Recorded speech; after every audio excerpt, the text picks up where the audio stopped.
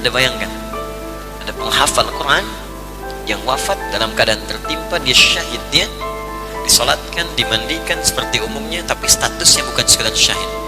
Syahid dalam pandangan Allah dengan status sebagai ahli Quran.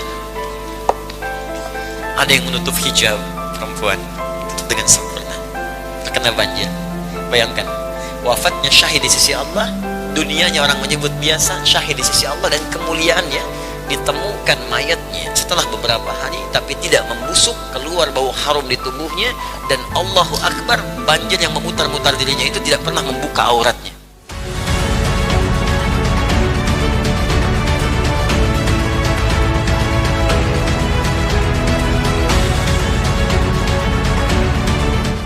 Akhirnya rubah diri kita. Karena itu saya selalu objektif menyampaikan, kalau apa yang saya sampaikan tidak menambah kedekatan Anda dengan Allah dan tidak merubah diri Anda berubah menjadi baik, tinggalkan saya dan cari majlis lain, cari ustadz lain. Itu kebenaran, itu janji. Karena itu turunlah kemudian satu surah dalam satu ayat, An-Nisa yang ayat 100 itu sampai 101, paling kiri sebelah bawah di mushaf. Ya, indah sekali kalimatnya. Wa may yakhruj, di pertengahan ayatnya. Awal ayatnya, wa may yuhajir fi sabilillah yajid fil ardi muraghaman katsiran wasi'a. Siapa yang memutuskan dirinya berhijrah jadi lebih baik. Hijrah itu berpindah pada keadaan yang mendekatkan diri kita dengan Allah. Ya, tadinya bekerja susah sholat, sekarang pindah pekerjaan yang memudahkan sholat. Tidak harus pindah tempat. Kalau Anda tinggal misalnya di samping masjid, Anda jarang ke masjid, sulit melangkah ke masjid, ingin merubah keadaan, masjidnya sudah ada, motor ada, sepeda ada, mobil ada, pengen berubah sekarang. Melihat orang datang ke masjid dari jauh, masa saya yang dekat gak ke masjid? Dengar suara adzan, jadi berubah, tersentuh jiwanya, datang ke masjid, itulah hijrah. Ada keadaan yang tinggal di situ, masjid gak ada, taklim gak ada, suasana gak menyenangkan, tidak ada yang menenangkan kepada jiwa. Anda putuskan pindah tempat kepada rumah yang dekat dengan masjid, dekat dengan kajian, dekat dengan orang-orang baik, itu juga hijrah namanya. Pindah pekerjaan dari yang mendekatkan diri kepada Allah. Cari salatnya bisa, kalau rizki itu sudah teratur, surga kita yang belum jelas. Rizki nggak usah takut. Ya, dengar kalimat ini. Sepandang nyawa kita masih kemudian tertanam dalam tubuh kita, belum sampai ke tenggorokan, demi Allah saya katakan, Allah sudah berjanji rizki kita akan diberikan. Quran surah ke-51 ayat 22. Wa fis samai rizqukum wa ma tu'adun. Di langit telah ditetapkan ukuran rizkimu. Walladzi qaddara fahada, telah menetapkan untukmu yang sesuai denganmu. Wa ma tu'adun, dan aku janjikan selama hidup aku akan berikan. Karena itu ketika Nabi menyampaikan sebuah hadis dan lalu dicantumkan oleh Al-Imam An-Nawawi dalam Al-Arba'innya nomor hadis yang keempat, maka rizki disandingkan dengan kematian. Ya, inna ahadakum yujma'u fi batni ummihi, bacakan sanadnya, ya. An Abi Abdurrahman, Abdullah bin Mas'ud radhiyallahu ta'ala anhu, anin Nabi sallallahu alaihi wasallam wa huwa shadiqul masduq, qala Rasulullah sallallahu alaihi wasallam, inna ahadakum yujma'u fi batni ummihi 40 yawman nutfah, thumma yakunu mithla dhalika 'alaqah, thumma yakunu mithla dhalika mudghah, fayursalu ilaihi al-malak, ya, fayu'maru bi katsbi 40, fayanfukhu fihi ar-ruh, wa yu'maru bi katsbi 40, bi katsbi rizqihi wa ajalihi. Ya, dua pertama bersanding. Kata Allah melalui lisan Nabi sallallahu alaihi wasallam, setiap kalian sebelum terlahir akan dihimpun di perut ibundanya. 40 hari pertama baru berbentuk spermatozoa dengan ovum yang berproses. 40 hari kedua kemudian menjadi zigot yang menempel di dinding rahim. 40 hari ketiga berbentuk mudghah, mulai ada seperti daging sekratan. Lalu diperintahkan malaikat meniupkan roh, usia 120 hari, 4 bulan sudah ada roh. Kemudian ditiupkan rohnya. Wa yu'maru bi katsbi 40, diperintahkan malaikat menuliskan, menetapkan 4 hal. Dari 4 ini, 2 pertama disebutkan bi katsbi rizqihi wa ajalihi, rizki dan ajalnya. Rizki bersanding dengan kematian. Jadi kalau orang belum meninggal, rizki akan diberikan. Makanya sifat rizki sama dengan kematian, sama-sama gaib. Sama-sama gaib, kita cari dulu, kita usahakan. Kita menjemput kematian dengan beramal saleh, mencari rizki pun dengan saleh. Gak ditampakkan. Kalau ditampakkan, Anda gak akan semangat kemudian untuk bekerja dalam kehidupan.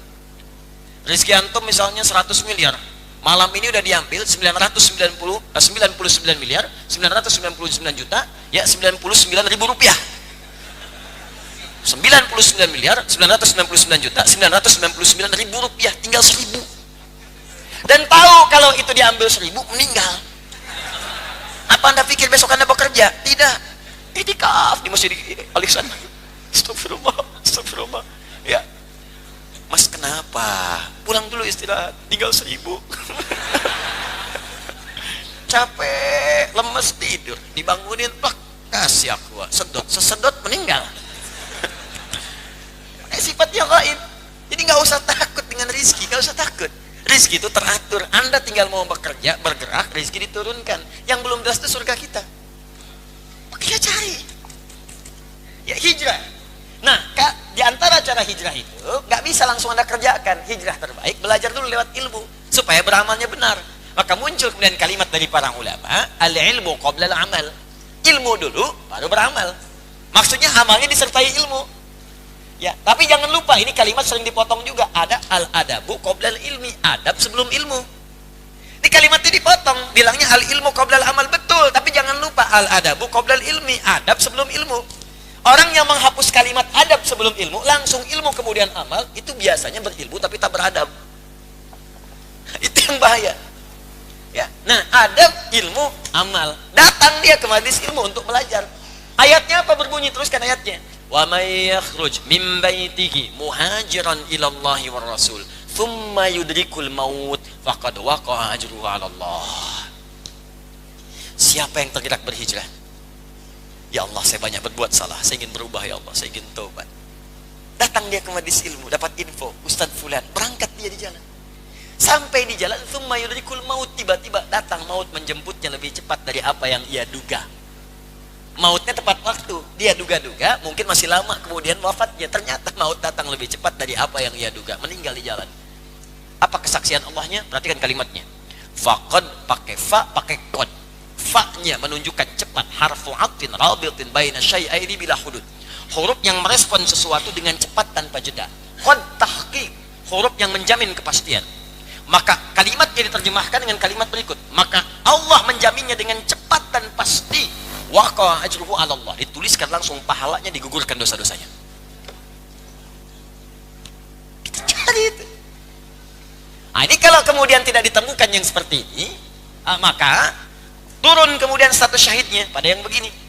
4 ini. Kalau masih ada buru, Pak, Bu.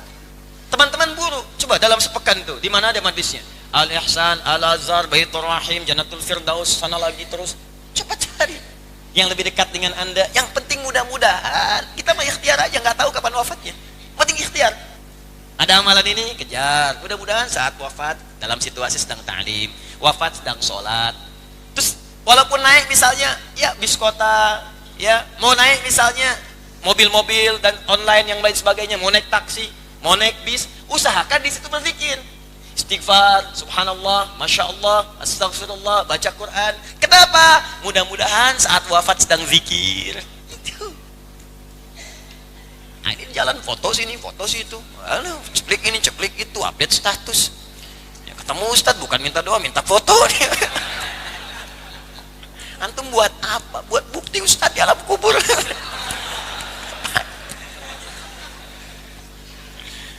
Allah. Man rabbuka, jamaah Ustaz Adi. Enggak ngaruh.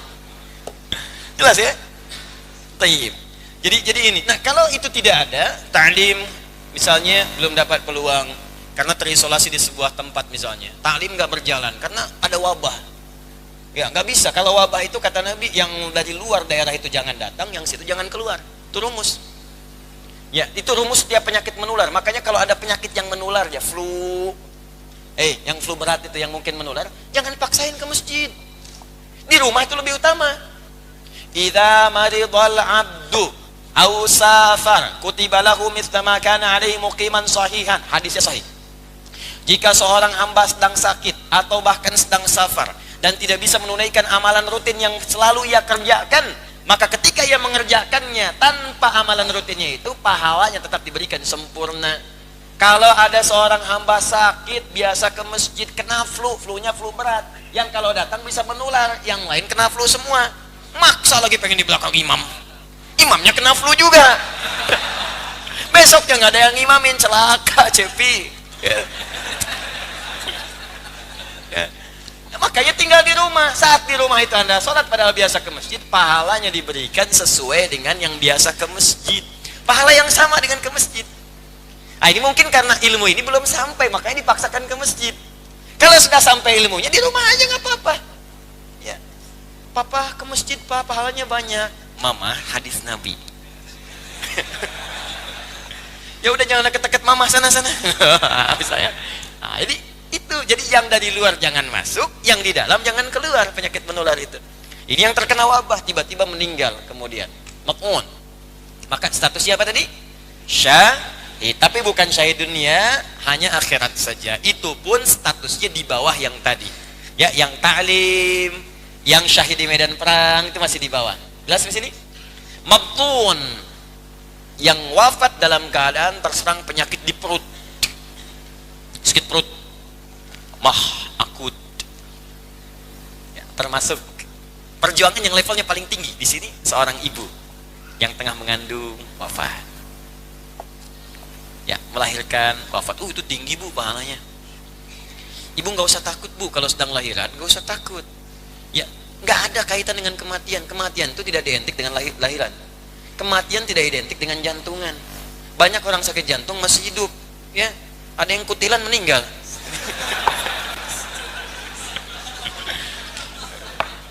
Itu kadang datang orang, Ustaz, ginjalnya udah nggak ada. Ustaz, saya sakit jantung. Pak, Bu, nggak ada kaitan dengan kematian. Banyak orang sakit masih hidup, orang sehat meninggal. Orang banyak jantung sehat meninggal. Ya, banyak kemudian orang macam-macam meninggal juga. Jadi nggak ada kaitan. Ibu kalau mau lahiran nggak usah takut, nggak ada hubungan dengan kematian. Tapi itu jihad. Kalau meninggal pada saat itu statusnya tinggi, syahidah. Syahidah, sedang syahid di jalan Allah Subhanahu wa taala. Jelas ya? Baik. Penyakit misalnya datang bulan, ya. Ya, head, ya head. Udah head aja lah gitu, datang bulan, datang matahari dan sebagainya udah. Head itu kan khusus perempuan dan bukan aib menyebutkan head. Sakit perut dan meninggal dunia, masuk syahidah. Syahidah. Ini belum ada ilmunya aja, kalau sudah tahu itu sudah. Ya. Jalani, bersabar, kerjakan amal soleh, zikir. Kalau sakit itu zikir. Zikir. Allah, astagfirullah, astagfirullah. Nah, ini kan zikir nggak keluar, kalimat-kalimat kasar. Aing ngeri, aing ngeri. Itu kalau nggak pernah kemudian beramal soleh susah. Ya. Gharik, tenggelam. Tenggelam. Ingat-ingat ya, dasarnya iman beramal soleh. Jadi masih dia beriman, artinya yang beriman. Kalau nggak beriman nggak masuk kategori ini. Walaupun tenggelam tidak. Ya, kalau tenggelam di mana? Belum tentu. Tenggelam tuh di air, bukan di laut. Di air, bisa yang di danau, bisa yang di laut, bisa tiba-tiba air laut naik, terkena, terbawa, terseret dan sebagainya. Ada sebagian hamba-hamba Allah yang memang tertuliskan demikian. Allah cintai, dia udah beramal. Ya, Masya Allah, saudara kita doakan yang di Aceh, yang terkena tsunami dulu, mudah-mudahan masuk kategori syahid dalam pandangan Allah Subhanahu wa taala ya. Kita melihat positifnya yang baik-baiknya, maksudnya berhusnudzan. Ya, jangan terfikir yang lain-lainnya. Kalau pelaku maksiat sedang maksiat kemudian terkena, ya sudah, itu ajal bagian darinya. Ya, itu bukan syahid lagi. Pelaku maksiat sedang maksiat kena banjir syahid, bukan itu mah. Ya, bukan, udah wafat aja itu. Selesai. Ya, tapi orang-orang yang sedang beriman, beramal saleh, mengerjakan sesuatu yang baik-baik, yang tidak sedang maksiat, ya maka masuk dalam kategori ini. Kemudian sahibul hadmi, yang tertimpa bangunan, runtuhan. Ya. Tapi dengan cara, awas hati-hati, yang tidak direncanakan. Memang tertimpa saja. Yang udah miring nih, yang lampu. Ya, sengaja di situ. Angin sedang kencang. Ngapain? Syahid.